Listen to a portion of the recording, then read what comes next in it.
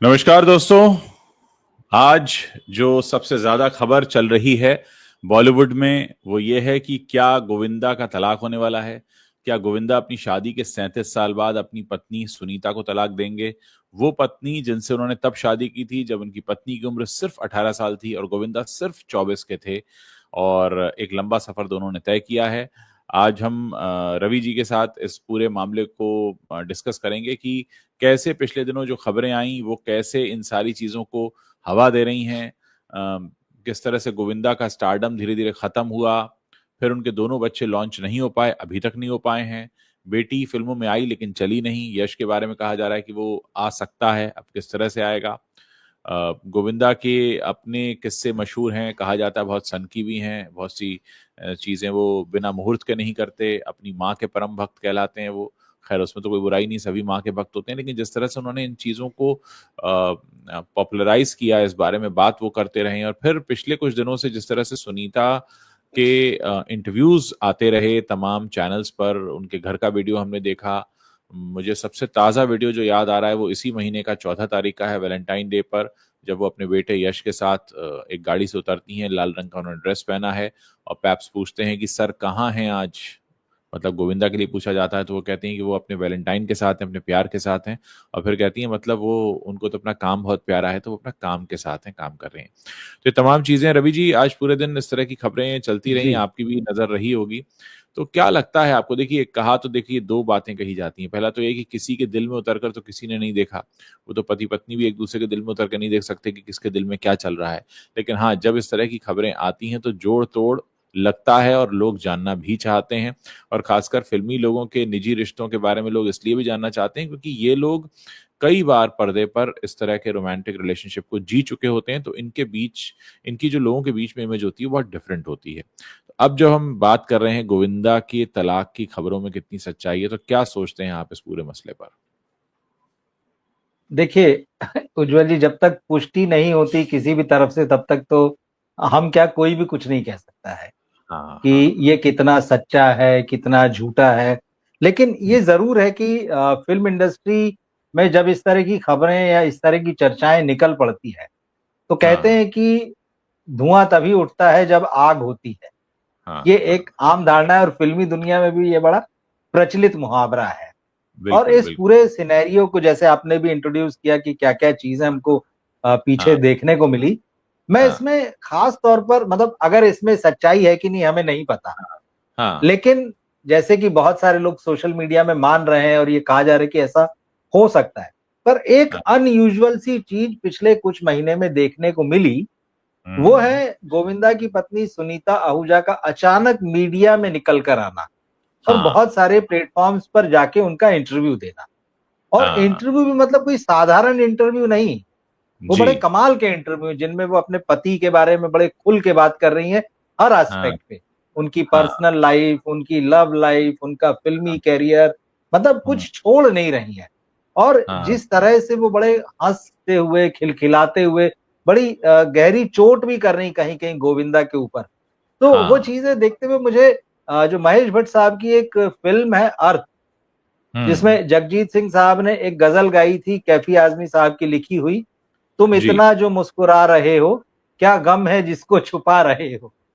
Yes तो yes मेरा yes. ध्यान उधर जाता है कि भाई हाँ आप इतना मुस्कुरा-मुस्कुरा कर, इतना हँस-हँस कर अचानक बोल रहे हैं और हर मामले में बोल रहे हैं अपनी निजी ज़िंदगी को लेकर, पति के हम्म साथ अपने संबंधों को लेकर, उसके करियर को लेकर।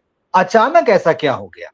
ये हम्म। एक बहुत बड़ा सवाल। भाई जब हमने इंटरव्यू देखने शुरू किए, आप भी देखते हैं, मैं भी देखता हूँ, बहुत सारे हाँ। लोग सोशल मीडिया में अब सबके पास सब कुछ है। तो लोगों ने जब हम्म। अचानक देखना शुरू किया, चलिए 1 इंटरव्यू आया, 2 इंटरव्यू आए, लेकिन हाँ इंटरव्यू एक के बाद एक आने लगे। फिर एक आध शायद कुछ ऐसा भी था जिसमें कोई महिला है या कौन है, यूट्यूबर वो एक्टर्स के घर जाके इंटरव्यू करता है या करती है। हाँ हाँ तो वो हाँ मतलब कई चीज़ें देखने मिली। तो एकदम ऐसा क्या हुआ कि भाई अगर हाँ। बॉलीवुड का स्टार ऐसा कुछ करता है, जो फ़िल्म में काम करता है, तो लगता है हम्म। इसकी कोई फ़िल्म आ रही होगी, करियर नीचे जा रहा है, उठ रहा हाँ है, कुछ पीआर है। पर अचानक उनकी पत्नी आकर जब इस तरह के इंटरव्यू दे रही और जो बातें की उन्होंने, हम उस पे भी आएँगे। तो ये जो एक्टिविटी थी ये थोड़ी-सी चौंकाने वाली थी, अनएक्सपेक्टेड थी। हम्म। कोई भी एक्टर की पत्नी इस तरह से बात कर रही हो, जो बातें कर रही है, जिसे हम कहेंगे, तो मुझे ये थोड़ा सा तब भी चौंकाने वाला लगा था, कई लोगों को लगा होगा, पर ठीक है भैया, हमें लगता है कि ठीक है, होगा, ये उनका पर्सनल है। कई बार ये भी हाँ होता है कि जैसे उन्होंने हिंट किया कि अगर उनको कोई टीवी शो मिल जाए, उन्होंने अर्चना पूरन सिंह का नाम लिया कि भाई वो क्योंकि बहुत जम के हंसती हैं वो खुद भी, तो क्या यार हाँ मुझे वैसा कुछ मिल जाए, कोई शो जिसमें हंसना हो। तो शायद आदमी के अंदर कोई तकलीफ है, इसलिए क्या वो हंसना चाहता है, कोई गम हाँ है क्या, इसलिए वो मुस्कुरा रहा है और ज्यादा मुस्कुराता हुआ दिख रहा है। तो यहाँ पे मुझे लगता है थोड़ा सा संशय जो है पैदा हुआ था। और अगर अब ये बात निकल कर आ रही है, जो कि हाँ खुद उनकी पत्नी ने भी कही थी, इस बात का आधार उनके इंटरव्यू भी है जिस पर जी लोग कयास लगा रहे हैं, जी। तो हो सकता है जसमिन कहा कि अगर आग है तो धुआं उठ रहा है, ऐसा कुछ भी हो सकता है।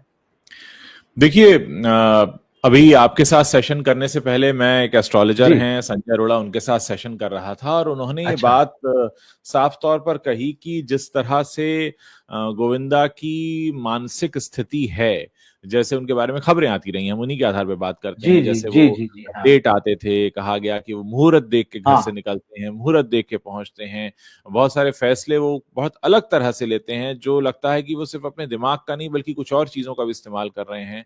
और फिर हाँ। उनका इस तरीके से खबर आना कि भाई गोली चल गई।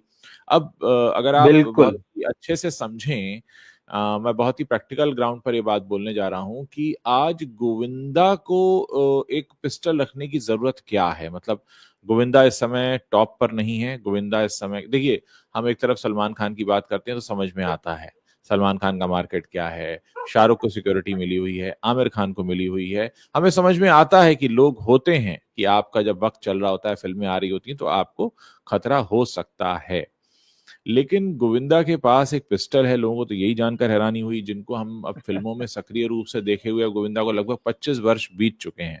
जो उनका समय गया, 25 साल हो गया। मतलब अगर हम 2000 के बाद की बात करें तो इतना कोई फिल्में उनकी उस तरह से नहीं आई कि बहुत हिट हो रही हूँ।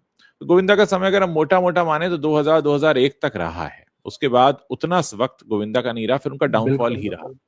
तो अब ऐसे में अगर 25 वर्ष बीत चुके हैं लगभग उनके चरम पर रहते हुए, आज उनके पास एक पिस्टल है, फिर वो गोली चलती है, और गोली चलने के बाद खबर ये आई कि जब शिल्पा शेट्टी पहुंची उनको देखने के लिए, तो उन्होंने मजाक मजाक में सही पूछा कि भाई गोली चली तो सुनीता कहाँ थी। उन्होंने कहा वो तो मंदिर गई थी। तो उन्होंने कहा भाई गोली चलाई किसने? हालांकि वो मजाक की बात थी, लेकिन जी जी कहीं ना बिल्कुल। कहीं ये बात है कि वो गोली क्यों चली और किस तरीके से जो खबर निकल कर आई वो बहुत हैरान करने वाली थी। ऐसा कैसे हाथ से गोली चल गई और घुटने में लग गई, और मतलब बहुत से लोगों को बात हजम नहीं हुई थी। उसके बाद आप देखिए किस तरीके से सोशल मीडिया में उनका लगातार दिखना।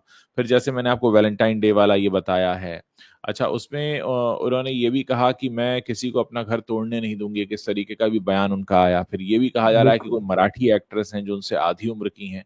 गोविंदा आज करीब 61 के हो चुके हैं। 61। गोविंदा जी की जी। जो पैदाइश है वो 1963 दिसंबर की है, और हम 2025 फरवरी में बैठे हैं। तो अंदाजा लगा लीजिए कि 61 साल की उम्र है और इस समय उनका नाम जुड़ रहा है।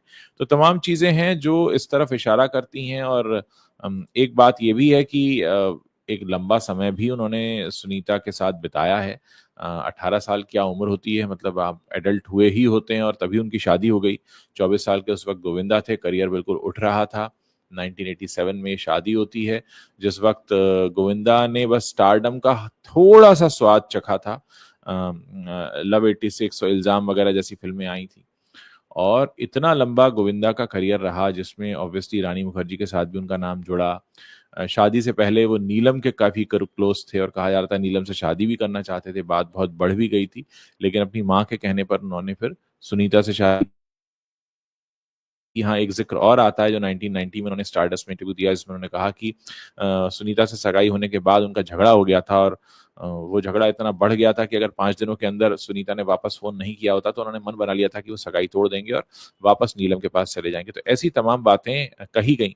लेकिन इस सब के साथ हमें ये भी जानना और समझना जरूरी है कि गोविंदा ने अपना जो स्टारडम का जो चरम का समय था, जिस वक्त हम कह सकते हैं कि हिंदुस्तान की बहुत सी लड़कियां, बहुत सी सुंदर लड़कियां उनके साथ होने या जाने के लिए तैयार होती, वो वक्त उन्होंने निकाल दिया अपना। और आज जो दौर है, मैं आज के दौर की बात करूं कि पिछले 25 सालों से ये दौर है कि गोविंदा लाइमलाइट में नहीं है। गोविंदा अपने करियर के चरम से बाहर है। मतलब जिस स्टार को अपने करियर के चरम से बाहर गए हुए 1/4 सेंचुरी हो चुकी हो, उसके बारे में ऐसी खबर आए तो वाकई हैरानी तो होती है। देखिए, आपने बिल्कुल ठीक बात कही कि भाई लगभग 1/4 सदी जो है उनको जो टॉप का स्टारडम था उससे बाहर निकल के हो रही है। इसमें मुझे फिर यहाँ पर सुनीता आहूजा के इंटरव्यू की 2 बातें याद आ रही है, जो उन्होंने इधर-उधर अपने वीडियोज़ में देखी या कहीं-कहीं चीज़ें देखी। एक तो गोली वाली बात, जैसे आपने शिल्पा शेट्टी का ज़िक्र किया कि ये बात एक मज़ाक में आई थी। सुनीता आहूजा भी इंटरव्यू जब लगातार दे रही थी तो एक क्लिप मैंने उनका कहीं देखा था कि वो भी इसी तरह की मज़ाक थी कि मतलब जब मुझे पता चला कि मतलब गोविंदा के हाथ से पिस्टल गिरी और गोली उनके पैरों में लगी, तो बोले मेरा एक रिएक्शन, मैं जिसने फ़ोन किया उसको कहा, "अरे! पैर में लगी, सही जगह क्यों नहीं लगी?" इस तरह का कोई रिएक्शन उनका था। ये बात उनकी किसी इंटरव्यू क्लिप में अभी भी कहीं यूट्यूब पे मिलेगी। तो ये हाँ, मतलब पैर में लगी, सही जगह नहीं, एक ये हाँ, बात है। हाँ, दूसरा, ये बात सही है कि अब ये वाला मामला जब इस तरह से तलाक वाला मामला निकल के आ रहा है या ये जो बात चल रही है कि ऐसा कुछ हो रहा है, तो ये गोलीकांड भी ज़रूर इसके बारे में भी लोग चर्चा करेंगे। हाँ, क्योंकि गोविंदा की लाइफ में पिछले कुछ दिनों में जो चीज़ें घटी उसमें ये बहुत-बहुत बड़ी घटना थी और बिल्कुल सब है। लोग हिल गए थे। और हाँ, बात सही है, उस वक़्त भी ये संदेह के घेरे में था, अरे अचानक कैसे हुआ? लेकिन ठीक है, बिल बहुत सारी बातें हैं, गोविंदा का अपना रसूख है और ठीक है, जो भी सेटल हुआ, नहीं हुआ या उन्होंने कोऑपरेट किया होगा पुलिस को, जो भी इसकी, लेकिन क्लोजिंग रिपोर्ट जैसे जब होती तो वो चीज़ कोई भी जो है पुलिस के मतलब पुलिस के हवाले से या किसी भी तरह से नहीं आई, एक चीज़ ये है। हाँ, हाँ, दूसरा, जैसे गोविंदा जब अपने पीक पर थे या जैसे आपने उनके शुरुआती दिनों कहा कि भाई उनकी सगाई हुई तो सुनीता हाँ, आहूजा से फिर वो तोड़ दी या तोड़ना हुँ, चाहते थे, फिर एक्ट्रेसेस के साथ उनका नाम जुड़ा। सुनीता आहूजा ने इस बारे में भी अपने इंटरव्यूज़ में बात की। उन्होंने हुँ, एक और बड़ी इंटरेस्टिंग बात कही कि जब लोगों ने उनसे पूछा इंटरव्यू में कि भाई इतने बड़े स्टार थे और समय नहीं दे पाते थे, कैसे लाइफ को हैंडल हुँ, किया? वो कहा नहीं-नहीं, हाँ, बोले उस समय तो हम लोग मैनेज कर लिया, हमने जैसे-तैसे हैंडल हो गया। पर उन्होंने एक बात जो कही अपने एक बड़े इंटरव्यू में, हाँ, तो बोले अब वो हाँ, 60 के हो गए और 60 का आदमी सठिया जाता है। तो बोले अब ज़्यादा डर लगता है। हाँ, और हाँ, वही हाँ, बात निकल के आ रही है कि जो खबरें चल रही हुँ, है, जो मीडिया, सोशल मीडिया में, ये 30 हुँ, वर्षीय किसी मराठी अभिनेत्री के साथ जो है उनका हुँ, लिंकअप है, नाम जोड़ा जा रहा है या टाँका भिड़ा है, आप जो भी कहिए। तो वो जो हुँ, सठियाने वाली बात भी कहीं ऐसे ही नहीं निकल के आई होगी। कह रहे हाँ, 60 का मतलब अब ज़्यादा डर लगता है। उन्होंने कहा कि क्या अब इस चीज़ को बचा के रख, उस मुश्किल दौर में तो बोले बचा लिया। बहुत सारी हाँ, गॉसिप्स आती थी, ये भी घर नहीं आते थे, देर रात होती थी, काम में बिज़ी रहते थे, तब तो सँभल गया। लेकिन अब ये 60 पार हो गए, सठिया गए हैं, उनका कहना है कि 60 के बाद आदमी सठिया जाता, अब ज़्यादा मुश्किल लगती है, अब ज़्यादा दिक्कत लगती है और बोले अब ज़्यादा जो है गोविंदा को सँभाल के रखने की ज़रूरत है। इस तरह की बातें उन्होंने कही। तो क्या ये सारे इंडिकेशन थे? क्या ये चीज़ें बहुत दिनों से चल रही हैं? क्या वो हुँ। मुस्कुरा के बहुत दिनों से इसीलिए इंटरव्यू दे रही हैं? क्या इसीलिए बातचीत करते हुए बहुत ज़्यादा खिलखिला कर हँसती है कि कोई सच बाहर ना आ जाए? तो ये सारे सवाल और ये सारे डिस्कशन अब मीडिया और सोशल मीडिया में। देखिए, कृष्णा अभिषेक वाला मामला भी जब हुआ और जिस तरह से कपिल के शो हाँ, में आकर कृष्णा वाले मामले पर गोविंदा ने बात की, उसमें भी गोविंदा की उस बात की झलक मिल रही थी कि भई देखो मेरी वाइफ ही नाराज़ है तुमसे, मेरा तो कोई प्रॉब्लम नहीं है। मतलब जो ओवरऑल था उसमें, अंत में ये था कि भैया बिल्कुल, मैं क्या बिल्कुल। करूँ, हाँ, वो नाराज़ है, हुँ, मैं तो खुद उससे डरता हूँ, तो क्या करूँ? मेरा तुमसे कुछ वो नहीं है। या ऐसा लगा कि वो अगर कुछ डाँट भी रहे थे, डपट भी रहे थे कृष्णा को, तो शायद उन्हें कहकर भेजा गया है कि भई थोड़ा करके आओ, उसने इतना कहा या जो भी है। सो कहीं न कहीं ये बात तो ज़रूर है कि वो रिश्ते बिल्कुल सामान्य तो नहीं लग रहे हैं, इतना तो है। अब देखिए कई बातें होती हैं। पहला तो ज़िक्र ये है कि कोई भी पति-पत्नी के बीच में अगर रिश्ते सामान्य नहीं हैं, वो एक बात हुई और मामला तलाक तक पहुँच गया है, वो दूसरी बात हुई। खबरों में यहाँ तक कहा गया कि सेपरेशन का नोटिस भेज दिया है। अ बिल्कुल। और इस पर जो शशि सिन्हा हैं, गोविंदा के मैनेजर, उनका भी बयान ये है कि पति-पत्नी में कुछ न कुछ चलता रहता है, लेकिन ऐसी कोई बात नहीं है और गोविंदा तो इस समय अपने काम पर ध्यान दे रहे हैं। पिछले दिनों गोविंदा का एक और स्टेटमेंट मैंने सुना था कि मैंने 50 करोड़ की फ़िल्में साइन कर ली हैं। अब गोविंदा पर 50 करोड़ रुपए कौन लगा रहा है इस 61 साल की उम्र में, वो भी सोचने वाली बात है। तो कहीं ना कहीं गोविंदा बार बार ये भरोसा दिलाने की कोशिश कर रहे हैं। बीच में वो शिवसेना में भी दिखाई दिए थे और शिवसेना के लिए प्रचार करते दिखाई दिए थे, और उस वक्त उन्होंने ये कहा कि मैं फिल्मों पर ध्यान केंद्रित करूंगा और बड़ी घोषणा करूंगा। और गोविंदा के बारे में ये कहा भी जाता है कि उनके आसपास जिस तरह के लोगों का जमावड़ा होता है, क्योंकि मैं कई बार गोविंदा से मिला हूँ, उनका जो वही बंगलो है जो जुहू में है, जिसका जिक्र बार बार आ रहा है कि वो बंगलो में रहते हैं, पत्नी फ्लैट में रहती है, तो मैं दर्शकों को बता दूं कि जुहू में एक सड़क है, उसके एक तरफ जलदर्शन बिल्डिंग है, उसमें उनका फ्लैट है, उसके ठीक सामने एक बंगलो का कॉम्प्लेक्स है, उसमें बंगलो है जहां पर गोविंदा अपनी मीटिंग, बैठक, इंटरव्यू वगैरह करते हैं। तो अगर आप जब भी गोविंदा से मिलेंगे तो उनके आसपास जिस तरह के लोगों का जमावड़ा होता है, देखिए हम और आप बहुत सारे फिल्म स्टार्स से मिलते रहे हैं, गोविंदा के आसपास जिस तरह के लोग होते हैं वो उन्हें देखकर ये नहीं लगता कि ये इनके आसपास जो जमावड़ा है वो किसी फिल्म स्टार के आसपास जैसा होता है वैसा होता है। वो ऐसा लगता है कि किसी नेताजी के आप बैठक में आ गए हों, जिस तरह के लोग आपको वहां पर दिखते हैं वो बड़ी हैरानी होती है। खैर वो गोविंदा का अपना पर्सोना और वो तय करते हैं कि किसको अपने साथ रखेंगे किसको नहीं रखेंगे, लेकिन एक ओवरऑल जो एक पूरा फील आता है आपको वो ऐसा ही आता है। और शायद यही वजह है कि गोविंदा कभी जो बॉलीवुड का जो बहुत एलीट वाला सर्कल है उसमें दिखाई नहीं दिए, वहां पर उनकी पहुंच नहीं थी, क्योंकि गोविंदा के आसपास जैसे लोग होते थे वो बॉलीवुड के हम अगर परिभाषा में कहें तो उतने क्लासी दिखते नहीं हैं। वो ऐसा लगता है कि कोई विधायक जी चले आए हैं किसी शहर के या सांसद महोदय हैं, तो वैसे कुछ देसी लोगों का जमावड़ा, मैं बड़ा खुलकर बोलूंगा इस चीज को, क्योंकि जो मैंने ऑब्जर्व किया है, अगर मैं करण जौहर को मिल रहा हूं तो मुझे पता है करण जौहर के आसपास किस तरह के लोग खड़े होंगे और क्या बातें हो रही होंगी। तो गोविंदा के आसपास जिस तरह के लोग खड़े होंगे, जो बातें हो रही होंगी, वो बड़ा है। ठीक है, हर किसी का अपना पर्सोना होता है, यहाँ पर हम किसी को ऊंचा या नीचा नहीं दिखा रहे, लेकिन हाँ जो एक जो समझ में आता है। और गोविंदा के बारे में कहा भी जाता है कि उनके आसपास जिस तरीके के लोगों का जमावड़ा रहा वो भी बहुत हद तक उनके करियर के नीचे जाने में मददगार बन गए, ना चाहते हुए भी, क्योंकि वो जो एक जिक्र है कि डेविड धवन ने कहा कि गोविंदा को बोलो जो मिल रही है फिल्म कर ले, नहीं तो कोई रोल नहीं मिलेगा, और उसमें उन्होंने फिर जिस तरीके से रिएक्ट किया, तमाम चीजें हैं। तो कहीं ना कहीं ये भी है कि आप, एक तो होता है कि आप अपने स्ट्रगल से एक मुकाम पर आप पहुंच जाते हैं, और फिर उस मुकाम पर पहुंचने के बाद आप उसको कितना मेंटेन कर पाते हैं। कहते हैं ना, सक्सेस मिल जाना आसान है, पचा पाना बहुत मुश्किल है।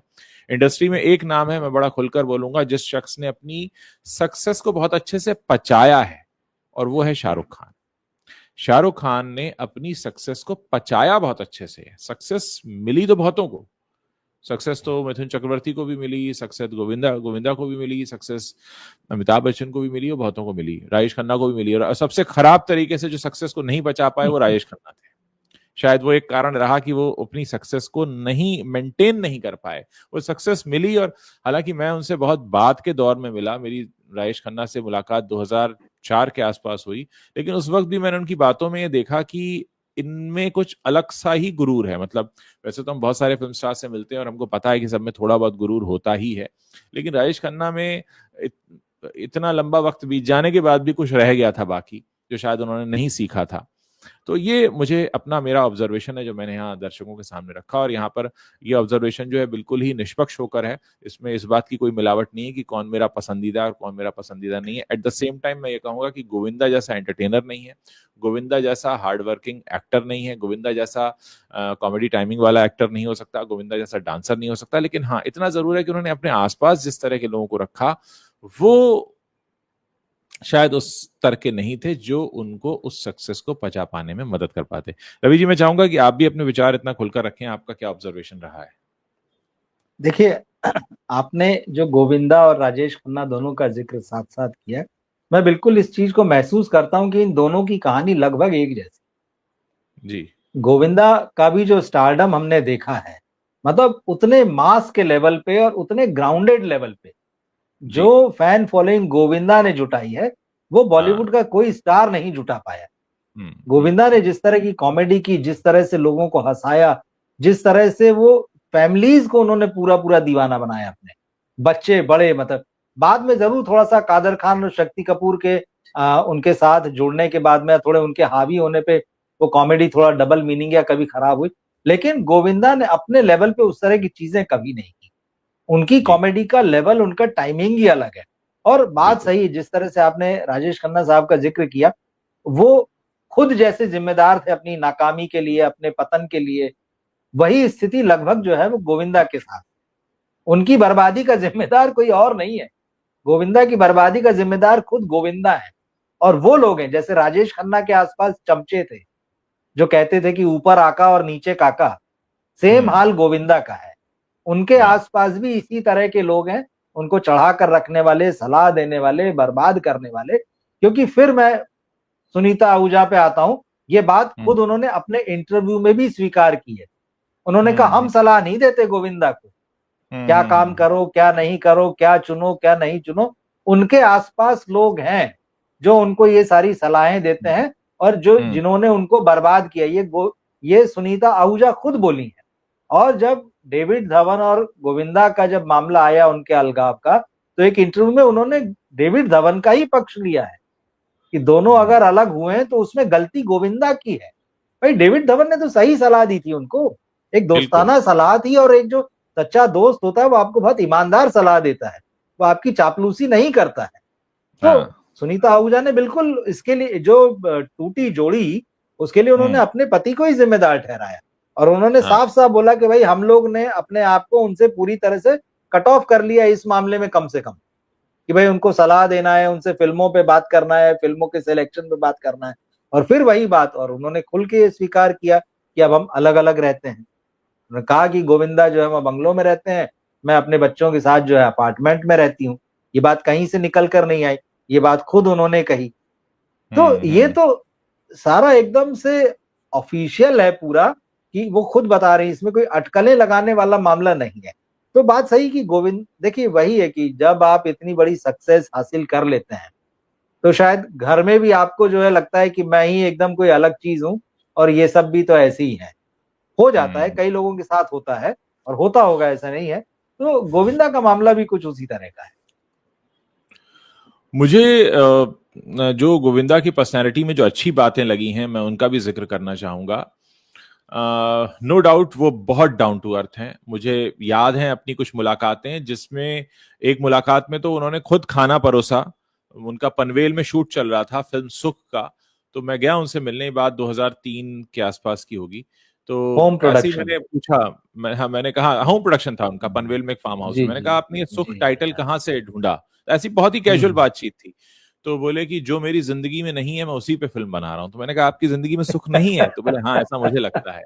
और फिर उन्होंने, क्योंकि मैं दोपहर तक पहुंचा था, मुंबई से पनवेल थोड़ा दूर भी है, तो लंच टाइम हो गया था, उन्होंने खुद अपने हाथ से दाल चावल परसा, नहीं मेरे साथ खाना खाओ, पहले पहले खाना खा लो अच्छे से। फिर हमारा बड़ा लंबा इंटरव्यू चला। शायद उस दिन उनका बर्थडे भी था और मैं बर्थडे के लिए उनका इंटरव्यू करने गया था। वो काम कर रहे थे बर्थडे के दिन भी। सो बहुत डाउन टू अर्थ हैं, बहुत हार्ड वर्किंग हैं, याद रखते हैं, हाँ इंतजार जरूर कराते हैं। अगर आप उनसे उनसे कुछ अगर नेगेटिव सवाल भी पूछते हैं तो बड़ा खूबसूरती से जवाब देते हैं। मैंने कई बार उनको नेगेटिव सवाल भी पूछे कि आप देर से आते हैं, आपके बारे में, तो कहते हैं हाँ इस बहाने चर्चा तो होता है, इस बहाने मेरा नाम छप जाता है ना। तो उस तरह से। और कई बार मैंने उनसे उन सारी बातों को लेकर भी सवाल पूछे जिसमें कहा गया कि वो बहुत सनकी हैं, तरह तरह की वो कुछ टोने टोटके करते रहते हैं, तो उस पर भी उन्होंने खुलकर बात की और बहुत खुलकर जवाब दिया। और ऐसा नहीं कि कभी मन में कोई ग्रज रखना कि तुमने ऐसे क्यों पूछा, या इंटरव्यू खत्म होने के बाद ये कहना कि तुम्हारी हिम्मत कैसे हुई ये पूछने की कैमरे के सामने, कभी भी नहीं। मतलब वो बहुत ही सहृदय और बहुत ही अच्छे से मिलना। इनफैक्ट गोविंदा के पूरे परिवार से मेरा मिलना जुलना हुआ है। बहुत ही बढ़िया अच्छा परिवार है, अच्छी फैमिली है, इसमें कोई डाउट नहीं है। लेकिन हाँ एट द सेम टाइम, जब क्योंकि हम एक जर्नलिस्ट के तौर पर उनको पूरा आकलन कर रहे हैं, तो हमें ये कहना होगा कि हाँ अपने खराब समय का, अपने खराब दौर का जिम्मेदार हम उन्हीं को मानेंगे, क्योंकि कुछ गलत फैसले और बहुत कुछ ऐसा जो हो सकता था, उन्होंने कई फिल्में छोड़ दी। और गोविंदा के बारे में एक बात मशहूर है, जैसे गोविंदा और सनी देओल, इन दोनों के बारे में दो बातें मशहूर हैं बॉलीवुड में। गोविंदा के बारे में मशहूर ये है कि इन्होंने कई सारी फिल्में कई बार तो आधी से ज्यादा बनी हुई फिल्मों को छोड़ दिया। मतलब बर्बाद हो गया प्रोड्यूसर की यार मैंने तो पैसा लगा दिया था। जैसे सनी देओल के बारे में कहा जाता है कि वो कई बार एडवांस पैसा लेकर और फिल्म के सेट पर नहीं पहुंचे। न जाने कितनों ने उन्हें एडवांस पैसा दिया, सेट खड़ा किया और सनी देओल नहीं पहुंचे। तो ये बात है, आपको ये एक दो के मुंह से सुनी हुई बातें नहीं है। जब आप इंडस्ट्री में जाएंगे, लोगों से पूछेंगे, बात करेंगे, तो आपको इस तरह के किस्से बहुत मिलेंगे। तो कहीं ना कहीं, और एक दूसरी बात कि वक्त की कदर भी नहीं की गोविंदा ने, ये भी कहा जाता है। हालांकि उनके बारे में उनके डायरेक्टर प्रोड्यूसर ये कहते हैं कि भाई लेट आता था पर काम कर देता था। ऐसे भी तमाम लोगों ने कहा कि सेट पर बैठ के डायलॉग लिखते थे वो, कादर खान, तमाम बातें हैं। लेकिन हाँ, इतना जरूर है कि एक वक्त ऐसा था जब उन्होंने वक्त की कदर नहीं की, तो कहीं ना कहीं वो उसका भी प्रतिफल उन्हें देखने को मिला। दूसरा, उनकी जब बेटी का लॉन्चिंग का समय आया था उस वक्त भी बहुत से निर्णय वो खुद लेने लगे थे, और ऐसा कहा जाने लगा कि उनकी बेटी की लॉन्चिंग इसीलिए नहीं हो पाई सही से क्योंकि गोविंदा उसमें बहुत ज्यादा दखल दे रहे थे। तो ये वो तमाम बातें हैं जो इस बात को बताती हैं कि हाँ, कुछ तो था जो गड़बड़ था और कुछ तो था जो पीछे खींच रहा था। आपने कुछ अच्छी बातें बोली जो क्योंकि मेरी भी मुलाकातें रही है, जो कुछ एक बातें दो तीन मुझे जो बहुत अच्छी लगी जो दूसरों में देखने नहीं मिलती है। जी। उसमें सबसे बड़ी बात यह कि हिंदी पर बहुत कमाल की पकड़ है गोविंदा की। हाँ हाँ हाँ। ऐसे समय जबकि इंडस्ट्री पूरी अंग्रेजी दां हो चुकी है और उनके समय में भी थी, हम्म मतलब जितनी हम्म, खूबसूरत हिंदी वो बोलते हैं, इतने सुंदर शब्द उनके मुंह से निकलते हैं, हाँ शुद्ध हाँ। हिंदी बोलते हैं, हम्म तो हम्म बिल्कुल अजूबा नहीं लगता, बड़ी धारा प्रवाह बोलते हैं। तो वो हम्म, भाषा पर वैसी पकड़ रखने वाला कलाकार जो है हिंदी में हमारे पास, शायद बिल्कुल। आशुतोष राणा है, बहुत अच्छी हिंदी हाँ बोलते हाँ, हैं, शुक्र शुक्र, उनके मुंह हाँ से हाँ। बहुत अच्छी लगती है, उनके शब्दों का चयन बहुत सटीक होता है। वही चीज मैं हाँ गोविंदा के बारे में कहूंगा। और यही हाँ वजह है कि जैसा आपने कहा ना कि भाई प्रोड्यूसर भले ही शिकायत करते थे कि भाई ये देर से आते हैं, लेकिन वो हाँ आकर फटाफट काम भी कर देते हैं। और हाँ वो कई बार अपने सीन इम्प्रोवाइज कर लेना, डायलॉग्स इम्प्रोवाइज कर लेना। उनके बारे में ये भी कि बहुत इनसिक्योर एक्टर नहीं है, वो उनको पता है कि मुझे क्या करना है क्या नहीं करना है, तो दूसरे बिल्कुल। के साथ छीना झपटी वाला मामला उनका नहीं रहा। तो कुछ हम्म चीजें वाकई उस उनमें इतनी अच्छी है जो कि हिंदी में आपको दूसरे कलाकारों में आप कई कलाकार ढूंढते रहिए तब भी नहीं मिलेंगे। तो हाँ लेकिन उनकी सबसे बड़ी खामी मुझे यही लगती है, क्योंकि मैं जी। जब भी 2-3 बार गया हूं, समय से कभी नहीं मिले। और हाँ समय भी हाँ चलिए आधा एक घंटा भी नहीं, हाँ तीन हाँ तीन हाँ और 4-4 घंटे। और उसमें भी हाँ लोग कहते भैया 4 घंटे बाद भी आ गए ना तो जल्दी आ हाँ गए। तो हाँ हाँ ये जो समय की बेकदरी है, यही लगता है कि मुझे सबसे बड़ी दुश्मन उनकी साबित हुई है। और हाँ, हाँ ये बात भी जो आपने कही मुझे बिल्कुल ठीक लगती है, वो हर तरह के सवाल का जवाब देते थे। मतलब उन्होंने हाँ जब भी इंटरव्यू लिए, उन्होंने कभी ये नहीं कहा कि अरे आपने ये क्यों पूछ लिया, वो क्यों पूछ लिया। प्यार, मतलब अच्छे ढंग से, मतलब अगर उनको टालना भी हो तो बहुत हंस के और बड़ा टालने जैसा नहीं, घुमा के किसी बात का जवाब देंगे। और एक और चीज है उनमें ये अच्छी थी, चाहे उनके पास कितनी ही भीड़ उनके पास लोगों की रहे, उनके अपने हम्म ग्रुप की, पर जब वो इंटरव्यू देते थे तो उनको अपने आजू बाजू कोई पीआर, कोई मैनेजर, कोई आदमी जवाब देने के लिए नहीं लगता था कि यार मैं क्या जवाब दूंगा। जो हम्म, कि हम तमाम एक्टरों में देखते हैं कि मेरा मैनेजर बाजू में बैठेगा, मेरा पीआरओ बाजू में बैठेगा। ये हाँ उन्होंने कभी नहीं, मतलब तो बहुत अच्छी बातें भी उनमें रही हैं, खूबियां भी हैं। लेकिन वो इसी उसमें थोड़ा सा मुझे लगता है, एक तो समय की बेकदरी की उन्होंने की, तो फिर बॉलीवुड में उनको बुरा दौर देखना पड़ा। और जब हाँ आप इतने बड़े स्टारडम से नीचे आते हैं तो फिर अपने आप बहुत सारी खामियां, एक अंदर जो खालीपन और फ्रस्ट्रेशन पैदा होता है, वो अपने आप पैदा हो जाती हैं। तो शायद इस वक्त जो ये सारी चीजें चल रही हैं, ये हम्म। उसी का नतीजा है। जैसे आपने हिंदी की बात कही, बिल्कुल मुझे एक घटना याद आ गई, मैं दर्शकों के साथ शेयर करना चाहूंगा। ये साल 2000 के दौर की बात है। उस वक्त इतने सैटेलाइट चैनल्स नहीं होते थे, मेरे ख्याल आप लगा लीजिए कि एनडीटीवी भी तब नहीं था, स्टार न्यूज, जी न्यूज, सहारा भी लॉन्च नहीं हुआ था, आज तक होता हम्म था। मतलब बमुश्किल तमाम शायद 4 न्यूज चैनल हमारे देश में थे। और उन दिनों मैं एक लोकल केबल चैनल में काम करता था, तो हम पांचवा कैमरा समझ लीजिए हमारे लोकल केबल चैनल का जाता था, इन मुंबई नाम था। तो हमारे एक जर्नलिस्ट थे, वो गए हुए थे कवर करने, और इत्तेफाक से हुआ कि उस कार्यक्रम में गोविंदा भी थे और प्रियंका चोपड़ा भी थी। और जब तक गोविंदा वहां पहुंचे और मंच पर पहुंचे, तो अब ये देखिए उस दौर की बात है कि सारे कैमरा जा चुके थे, जो 4 न्यूज चैनल थे। तो सिर्फ हमारा एक लोकल केबल का चैनल जो था वो उनका कैमरा रह गया था, और ये काफी रात की बात है, कोई फंक्शन था।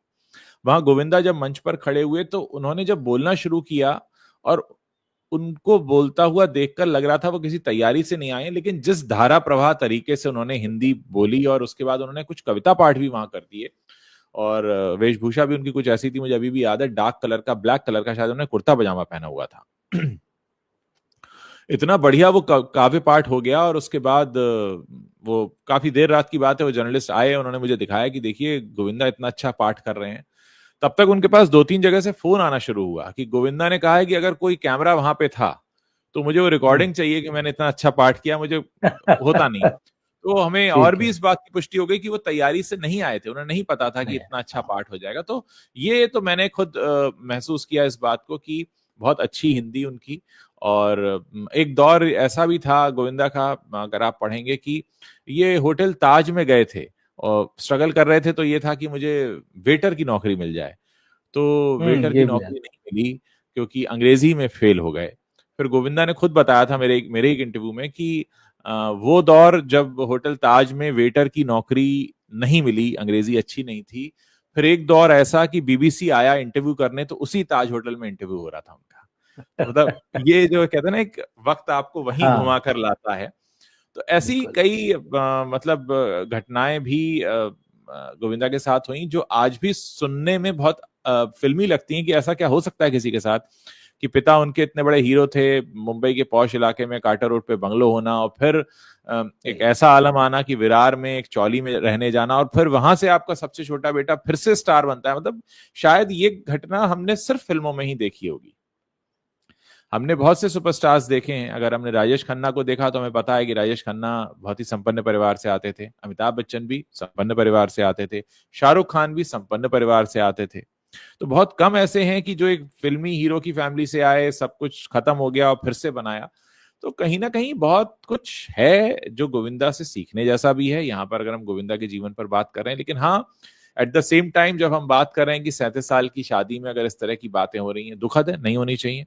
और उम्मीद यही है कि इसको लेकर क्लैरिफिकेशन जरूर कुछ आएगा ऑफिशियल, क्योंकि जब तक ऑफिशियल क्लैरिफिकेशन नहीं आएगा इस तरह की बातें चलती रहेंगी। क्योंकि हाल के दिनों में घटनाएं भी कुछ ऐसी हो गई हैं उनके साथ में जिसको लेकर बिल्कुल। तमाम लोग अब अटकलें लगा रहे हैं। और खासकर ये घटनाएं बाहर से नहीं हुई है, बल्कि उनके घर के सदस्य जो उनकी लाइफ पार्टनर है उनकी तरफ से ही निकले हुए कई सारे ऐसे स्टेटमेंट्स हैं जिनको सुनने के बाद लगता है कि भाई क्या ये सब कुछ हुआ है। तो कुल मिलाकर मुझे लगता है कि चाहे उनका राजनीति में आने का फैसला रहा हो, और चाहे राजनीति में आने के बाद ही मुंबई में वो बाढ़ की स्थिति बनी थी 2005 जुलाई का, जो 26 जुलाई का वाकया है, वो उनकी चुनाव में जीत के बाद ही हुआ था, जिसके बाद वो अपने क्षेत्र में नहीं गए थे, ऐसे उन पे आरोप लगे। तो तमाम चीजें हुई। और मुझे लगता है कि इस समय शायद उनको अपने अंदर झांक कर आत्मचिंतन करने की जरूरत है। कहीं ना कोई रास्ता जरूर निकलेगा। बिल्कुल, देखिए ये जो अब अलगाव वाला मामला जो उनकी पत्नी सुनीता ने बताया, हालांकि उन्होंने ये टाइम नहीं बताया कि कब से वो दोनों अलग रह रहे हैं, लेकिन उनकी हम्म। बातों से और उनके हाव भाव से लगता है कि आसपास का नहीं बल्कि ये लंबा समय हो चुका है। हम्म। तो ऐसा नहीं, और बॉलीवुड में इस तरह की चीजें जो है हमने देखी हैं, मतलब चाहे आप हस्बैंड वाइफ उनके बीच तलाक ना हुआ हो लेकिन वो अलग अलग रहते हैं। राखी गुलजार का मामला है, राजेश खन्ना डिम्पल का भी ये मामला था। तो हम्म। और भी मतलब कई सितारों के नाम ऐसे आते हैं कि एक छत के नीचे रहते हैं लेकिन बंगलों के गेट के अंदर जाते ही उनके रास्ते हाँ, अलग हाँ, अलग हो जाते हैं। हाँ, तो हाँ, है ना, एक अपार्टमेंट में है लेकिन अंदर दो है। तो ये हाँ, सब चीजें होती हैं, मतलब ये फिल्मी दुनिया में जो जिस तरह का जीवन है उसमें हाँ, ये बातें बहुत आश्चर्यचकित करने वाली नहीं है। तो अगर वो हाँ, ये उन्होंने बताया भी भाई सुनीता आहूजा ने कि भाई हम लोग साथ में नहीं रह रहे हैं, अलग अलग रह रहे हैं, तो ये बहुत हाँ, उतना चर्चा में नहीं आई, तब भी बात हल्की फुल्की बात हुई। लेकिन ये जो डिवोर्स वाला मामला है और हाँ, ऐसे समय जबकि आपकी उम्र जो है 60 क्रॉस कर चुकी है, सुनीता आहूजा भी ऑलमोस्ट 56-57 की है, और हाँ, एक लंबा अरसा शादी को 30-35 साल, जो ग्रे डिवोर्स जो होता है जिसको बोलते हैं। जी, तो जी, इस तरह जी, की चीजें जो है, जो आजकल का टर्म है, तो हाँ, ये चीजें ठीक है। जब यहाँ पे बात आ गई इसलिए ये चर्चा हो रही, वरना तो जब सुनीता आहूजा ने इंटरव्यू में अपने खुल के ये बात हंसते हंसते बताई कि भाई उनके साथ हमारा जमता नहीं है, उनके लोग अलग हैं, वो रात में देर तक जागते हैं, हमारा अपना टाइम टेबल है, मैं सुबह हाँ, जल्दी उठती हूँ, पूजा करती हूँ, वॉक कर, बहुत ज्यादा लोगों ने इसको दिल पे नहीं लिया, क्योंकि बॉलीवुड में ये बहुत नॉर्मल है कि भाई एक अगर आदमी जो अगर हस्बैंड जो अगर वो एक्टर है और वाइफ जो है वो अगर घर पे है मान लीजिए, या कोई और भी हम्म, काम करती है, तो दोनों की लाइफस्टाइल और उनके टाइम मैच नहीं करते होंगे, बहुत स्वाभाविक है। तो जब इतना हाँ, पैसा है और इतना सब कुछ संपत्ति है, तो दोनों हो सकता है एक छत के नीचे भी अलग रह सकते हैं, यहाँ भी चलो आमने सामने ही रह रहे हैं, कोई ऐसा भी नहीं कि मोहल्ला छोड़ के चला गया, गली छोड़ के चला गया। हाँ तो ये बात बहुत चर्चा में नहीं आई, हुई, हाँ लोगों ने इसको सुना, लेकिन जिस अंदाज में सुनीता आहूजा बहुत हंसते हुए और ठहाके लगाते हुए शायद अपना दर्द छुपाते हुए बयान कर रही थी, तो इस पर बहुत ज्यादा ध्यान नहीं गया, तो ये बड़ा स्वाभाविक। पर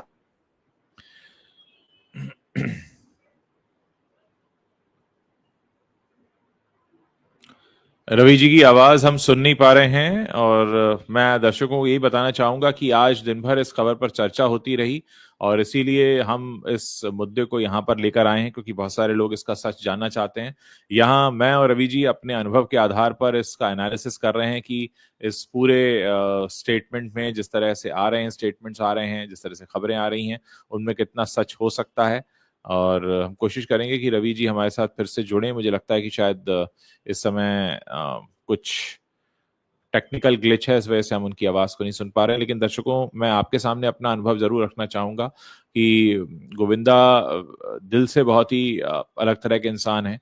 उनके बारे में जब भी इस तरह की खबरें हम सुनते हैं तो एक एक एक चिंता जरूर हो आती है कि जिस तरीके से हमने देखा है गोविंदा को नीचे से ऊपर आते हुए, बहुत सारे लोगों के लिए प्रेरणा स्रोत भी हैं, बहुत सारे लोगों के लिए एक मिसाल की तरह भी हैं। और जब इस तरह की खबरें आती हैं, बहुत सारे लोग चिंतित हो जाते हैं, और ये ऐसा समय होता है जिसमें हम उनके बारे में बात करें और बताएं आपको। बहुत सारे सुबह से मेरे पास फोन आते रहे, मैंने दिन में भी इस पर एक बार बात की थी और ये कहा था कि ये खबरें चल तो रही हैं, लेकिन इनमें कितनी सच है कितना नहीं, ये आने वाले वक्त में पता चलेगा। हमने ये भी देखा कि जो एक एस्ट्रोलॉजिकली भी हमने एक सेशन किया था इस सेशन से पहले, जिसमें हमने जानने की कोशिश की कि किस तरह से ये पूरा का पूरा मामला जो है अचानक से गोविंदा के जीवन में आया है और तमाम तरह की बातें हो रही हैं। मुझे लगता है कि ये कुछ क्षणिक भी हो सकता है। एक मराठी एक्ट्रेस का नाम भी चल रहा है जो उम्र में 30 साल की हैं, जो गोविंदा से आधी उम्र की हैं, उनकी बेटी से भी छोटी हैं, और तमाम बातें होने लगी कि शायद वो एक वजह है इस पूरे मामले में। लेकिन आगे जो भी चीज़ें होती हैं हम आपको बताने ज़रूर लौटेंगे। लेकिन फिलहाल ये कहा जा रहा है, उनके मैनेजर की तरफ से कहा गया कि उनकी फिल्म का प्री प्रोडक्शन चल रहा है, और जैसा कि बार बार गोविंदा भी कहते रहे कि इस समय मैं अपने काम में व्यस्त हूँ। और ये बात सुनीता ने भी कही इस बार वैलेंटाइन डे पर, जब वो दिखाई दी, उनसे पूछा गया कि गोविंदा कहाँ है, तो उन्होंने कहा कि वो अपने वैलेंटाइन के साथ हैं, यानी वो अपने काम में बिजी हैं। तो ये तमाम तरह की खबरें जो हैं वो इस समय आ रही हैं, और इस समय जिस तरीके से बार बार ये खबरें निकल कर आ रही हैं, ऐसे में लोग पुरानी चीज़ों को भी डिस्कस कर रहे हैं। लोगों ने ये भी कहा कि भाई गोली कांड का सच क्या है, वो जो गोली चली थी घर में, और इस बात पर भी सबको हैरत हुई कि गोविंदा अपने पास हथियार क्यों रखते हैं। हथियार रखने की कोई ऐसी जरूरत नहीं है गोविंदा को, लेकिन वो हथियार रखा भी, चल भी गया, गोली चली भी, पाँव में लगी भी, बच भी गए। हालांकि उसके बाद पुलिस को क्या स्टेटमेंट दिया, अभी तक वो सारी चीजें प्रेस में, मीडिया में नहीं आई हैं। और उस वक्त के दो स्टेटमेंट भी चर्चा में हैं। एक तो सुनीता का ये कहना कि सही जगह क्यों नहीं लगी गोली, और दूसरा ये कि शिल्पा शेट्टी का ये कहना मजाक में कि घर में अगर सुनीता नहीं थी तो गोली चलाई किसने। तमाम चीज़ें हैं जो निकल कर समय आ रही हैं, उसके बारे में बहुत सारे लोग बात भी कर रहे हैं। हमारे दर्शक भी एक एक करके कमेंट कर रहे हैं, क्योंकि होता ही है कि इतने बड़े स्टार के जीवन में अगर इस तरीके की घटना हो रही है और ऐसी कोई सूचना आती है, तो बहुत सारे लोग जो हैं वो इसे बहुत अलग तरह से देखने लगते हैं, समझने लगते हैं। हमारी कोशिश यही होती है कि ऐसे मौके पर हम एनालिसिस उसका ज़रूर करें, जो चीज़ें निकल कर आ रही हैं उन पर एक बार विचार विमर्श ज़रूर करें कि क्या हुआ और कैसे हुआ, क्यों हुआ होगा, और जिस तरह की बातें निकल कर आती हैं उनके आधार पर ही हम ये जानने की कोशिश करते हैं कि जिस तरह की खबरें आ रही हैं उनमें कितना सच हो सकता है। पिछले दिनों सुनीता जो हैं वो कई सारे पॉडकास्ट में भी दिखाई दी, बहुत जगह पर उन्होंने इंटरव्यू भी दिया, और तरह तरह से वो गोविंदा के बारे में कई बातें ऐसी कहती हुई दिखाई दी, जिससे लगा कि वो शायद उनके बीच चीज़ें उतनी अच्छी नहीं, और उनका बार बार अकेले दिखना भी इस बात को बता रहा था कि अभी तक साथ में दिखने वाले सुनीता और गोविंदा साथ में क्यों नहीं दिख रहे हैं। और जैसा कि पता है आपको, भारतीय समाज में और भारतीय परिवेश में जिस तरह की बातें होती हैं, उसमें होता यही है कि अगर पति या पत्नी में से कोई भी एक अकेला दिखने अगर लगता है, तो तमाम लोग समझने लगते हैं कि कि कुछ ना कुछ ऐसा है जो गड़बड़ है, या कुछ ना कुछ ऐसा है जो सही नहीं है। तो ये तमाम चीज़ें हैं, ये तमाम बातें हैं जो इस वक्त निकल कर आ रही हैं, और हमारी कोशिश यही है कि हम इसके बारे में बात करते रहें और आपको बताते रहें। हमारे बहुत सारे दर्शक भी यहाँ पर कमेंट कर रहे हैं, मैं आप लोगों के कमेंट्स को भी साझा कर रहा हूँ, शेयर कर रहा हूँ। मैं आप लोगों से एक बार फिर से रिक्वेस्ट करूँगा, जो हमेशा अपने लाइव में करता हूँ, कि आप लोग जिन भी शहरों से जुड़ रहे हैं, अपने शहर का नाम ज़रूर बताएं। हमें जानना हमारे लिए बहुत ज़रूरी होता है कई बार, कि आप किन शहरों से हमारे साथ रूबरू हो रहे हैं, किन शहरों से हमारे साथ जुड़ रहे हैं। रवि जी से हमारा शायद संपर्क छूट चुका है, कुछ इंटरनेट का इशू है या कोई टेक्निकल ग्लिच है, इस वजह से उनसे कनेक्ट नहीं हो पा रहे हैं। और कुल मिलाकर बहुत सारे लोगों को ये भी लग रहा है कि ये सिर्फ ऐसी उड़ी उड़ाई बात है, इसमें कुछ सच नहीं है, और इसका पूरी तरह से कंफर्मेशन तो तभी हो पाएगा जब उन दोनों में से कोई एक इस पर ऑफिशियल कंफर्मेशन देगा। उसके बिना चीज़ें नहीं कही जा सकती। हालांकि जो खबरों में चल रहा है वो ये है कि सुनीता जो है, उन्होंने एक सेपरेशन के लिए नोटिस भेजा है, जिसका गोविंदा ने कोई जवाब नहीं दिया है, और उम्मीद ये जताई जा रही है कि बहुत जल्द इस पूरे मामले में जो भी सच होगा वो निकल कर सामने आएगा। लेकिन हाँ, इतना ज़रूर है कि एक बड़े स्टार के बारे में जब इस तरह की बातें होती हैं तो उस पर चर्चा करना बहुत ज़रूरी इसलिए भी हो जाता है क्योंकि बहुत सारे लोग हैं जो इस पूरे किस्से को जानना चाहते हैं, इसको सर्च कर रहे हैं। इस समय अगर आप गूगल पर जाकर देखेंगे तो काफ़ी कुछ है जो ट्रेंड हो रहा है। हमारे बीच शायद रवि जी जुड़ चुके हैं, मैं उनको एक बार फिर से ऐड कर रहा हूँ। रवि जी, आपका बीच में संपर्क छूट गया था, तो मैं हाँ, दर्शकों को ये यही बता नेट। रहा था। जी हाँ, दर्शकों को यही बता रहा था कि इतने बड़े स्टार के बारे में जब ऐसी खबर आती है तो ये हमारा फर्ज बन जाता है कि हम उस पर एक एनालिसिस तो जरूर करें, क्योंकि लोग जानना चाहते हैं, और जर्नलिस्ट होने के नाते हमें ये भी देखना होता है कि क्या कुछ ट्रेंड कर रहा है गूगल पर। इस समय काफी ट्रेंडिंग टॉपिक है गोविंदा की पर्सनल लाइफ। उम्मीद करते हैं कि गोविंदा की तरफ से कोई ना कोई ऑफिशियल स्टेटमेंट जरूर आएगा, इसके बाद लोगों को सच पता चल सके। आप किस तरह से देखते जी हैं, अगर हम ये बात करें कि लोग जानना जी चाहते हैं, तो बहुत से कंटेंट, आप भी कंटेंट क्रिएटर हैं, आपका भी चैनल है, तो बहुत सारी चीजें हमें कई बार लोगों की पसंद और चाहत के हिसाब से करनी होती हैं। बहुत सारे लोगों ने भी पूछा कि आप ये काम क्यों कर रहे हैं, आप क्यों बात कर रहे हैं इस पर। तो मेरा यही जवाब था कि भाई, लोग इसके बारे में सर्च कर रहे हैं, और आप देखिए हमारे साथ बहुत सारे लोग इस समय जुड़े हुए हैं। आप इसको किस तरह से देखते हैं, एक जर्नलिस्ट के तौर पे एक जिम्मेदारी की, एक स्टार की पर्सनल लाइफ के बारे में खबर आए और हम उस पर एनालिसिस करें बिना पूरा ऑफिशियल कंफर्मेशन जाने, क्योंकि एक ऐसी चीज है कि इसमें जब तक हाले दिल सुनीता या गोविंदा ना बताएं तो किसी का भी पता करना बहुत मुश्किल है। देखिए, वो स्टार हैं इसलिए हम बात कर रहे हैं, वो स्टार हैं इसलिए लोग जानना चाहते हैं। और हम क्योंकि जर्नलिस्ट हैं, हम पत्रकार हैं, हम इतने सालों से, 2-2 ढाई-ढाई दशक हो रहा है, हम इतने समय से इस इंडस्ट्री को देखते रहे हैं, इनकी फिल्में देखते रहे हैं, इन स्टार्स की पर्सनल लाइफ को जितना सामने दिख जाती है या जितनी खबरों में रहती है, हम लगातार उसको फॉलो करते हैं। तो एक स्टार की पर्सनैलिटी को कम ज्यादा करके हम समझते हैं। तो इसलिए हमको इस बारे में बात करने की जरूरत है। अगर गोविंदा के बारे में ये खबर आ रही है, तो जब ये नेट गया था उस वक्त मैं यही बात कर रहा था सबसे, जी। कि मुझे लगता है गोविंदा दूसरे एक्टर से अलग हैं, बॉलीवुड के जो दूसरे एक्टर्स हैं। और मुझे पूरा ऐसा भरोसा है कि अगर ये बातें चल रही है तो गोविंदा सामने आकर इसके बारे में बातें करेंगे, क्योंकि गोविंदा का वो रिकॉर्ड नहीं है कि मुंह छुपा के भागे। इसकी वजह यह है कि वो एक राजनेता भी हैं, वो लोगों को और मीडिया को बेहतर समझते हैं। उनके घर में वो जो गोली कांड हुआ है, आप ध्यान कीजिए कि सैफ ने या करीना ने आकर बात नहीं की जो उनके घर में हादसा हुआ उसके बाद में, हाँ, मगर हाँ, हाँ। गोविंदा के पैर में गोली लगी थी। वो अस्पताल से निकले और घर जाने से पहले उन्होंने मीडिया से बात की, कैमरों जी। को फेस किया, लोगों के सवालों के जवाब दिए और कहा हाँ। कि ये घटना हुई है। हम्म। अब उसके बाद में आप देखिए कि किसी ने उस पर सवाल नहीं उठाया, उसकी चर्चाओं ने दम तोड़ दिया। अब आज हम बिल्कुल। इसलिए कर रहे हैं क्योंकि ये नया मामला सामने आया। तो मुझे लगता है हाँ। गोविंदा का पर्सपेक्टिव थोड़ा सा अलग है, मीडिया को लेके और जनता को लेके। वो जानते हैं कि मुझे चीजों का जवाब देना चाहिए, तो इसीलिए मुझे कहीं ना कहीं ये भरोसा है कि इस मामले में चाहे जो भी हो, गोविंदा जहां हो सकता है सीधे आकर ही खुद बात करें। अगर ऐसा कुछ नहीं है तो मतलब अगर ये सारी बातें झूठी हैं, ये बातें गलत हैं, अफवाहें हैं, तो वो सीधे सीधे सामने आके इसके बारे में बात करेंगे। और इसलिए वो दूसरों से अलग है, क्योंकि हमने बॉलीवुड में इधर पिछले लगातार कितने देखे हैं, इसका डाइवोर्स हो रहा है, सब मुंह छुपा के निकल जाते हैं या ट्विटर पे कुछ लिख देते हैं, कुछ करते हैं, लेकिन वो अपनी स्थिति को साफ नहीं करते।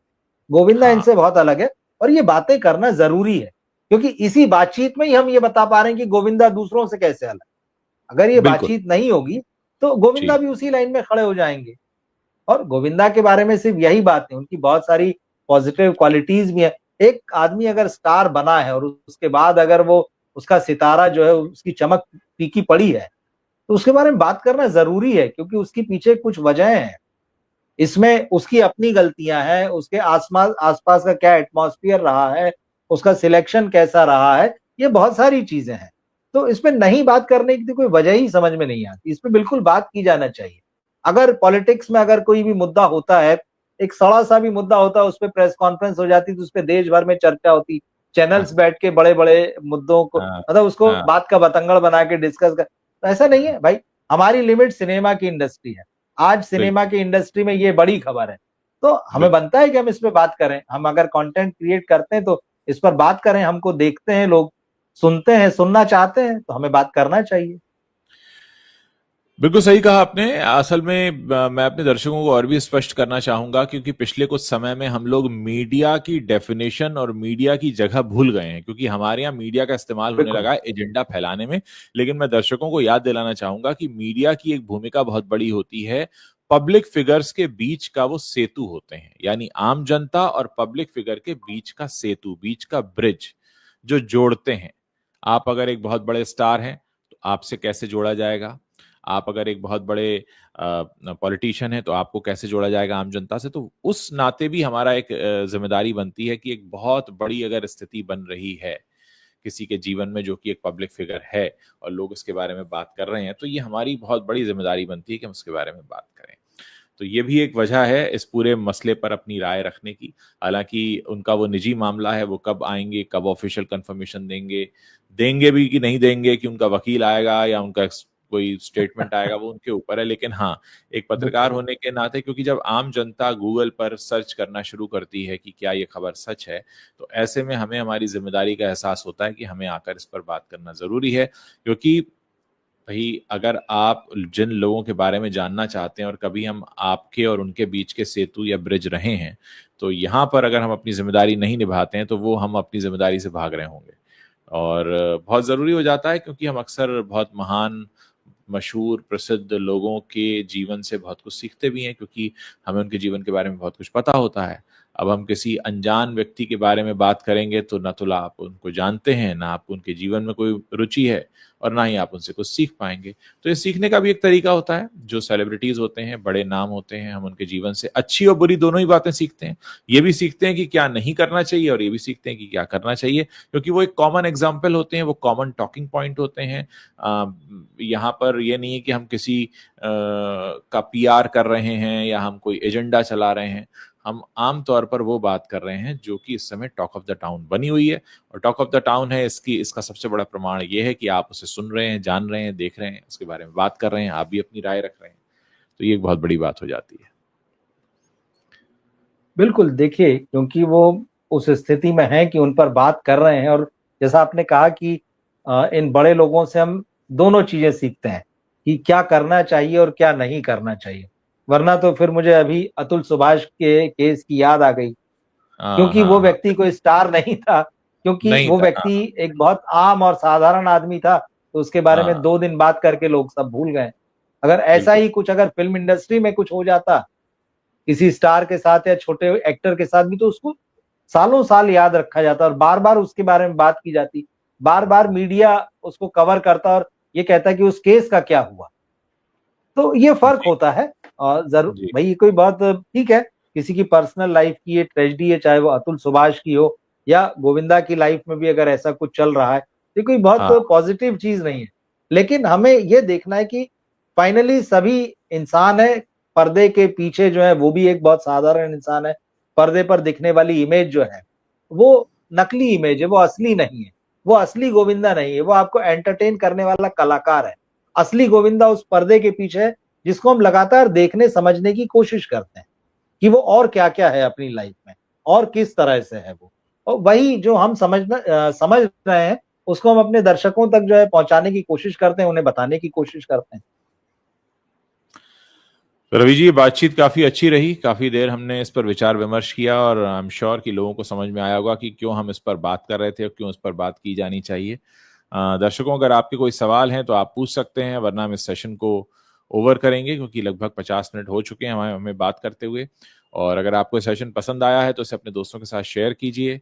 हमें बताते रहिए। आपके जो भी सुझाव हैं या शिकायतें हैं वो आप कमेंट सेक्शन में लिख सकते हैं। तो रवि जी बहुत बहुत शुक्रिया, आपका आपने शुक्रिया समय उज्जवल जी। निकालकर जी आपने अनुभव के आधार पर हमसे शेयर किया कि आपकी इस पूरे मुद्दे पर क्या सोच है, और दर्शक भी हमें सुनना चाहते हैं, इसीलिए हम लोग जुटते हैं। अच्छा लगा इस कॉन्वर्सेशन पर। और जी मुझे लोग भी। एक दर्शक ने लिख रही है, लोगों को रस नहीं होता तो आपके अन्य मीडिया पर यह खबर कवर भी नहीं होती, पब्लिक इज मेन। हाँ जी, हाँ बिल्कुल यही बात है। जो दर्शक हैं वही उनके लिए ही करते हैं, हम ये कार्यक्रम अपने लिए बनाते नहीं है। वरना अगर मुझे सिर्फ रवि जी से बात करनी होगी तो मैंने फोन करूंगा और हम लोग घंटों बात कर सकते हैं। यहाँ जुड़ने का मकसद सिर्फ इतना होता है कि बहुत सारे लोग इसको सुनना चाहते हैं। बहुत बहुत शुक्रिया रवि जी, आपका और दर्शकों का भी। Thank you, good night. शुक्रिया उज्जवल जी, सबका शुक्रिया।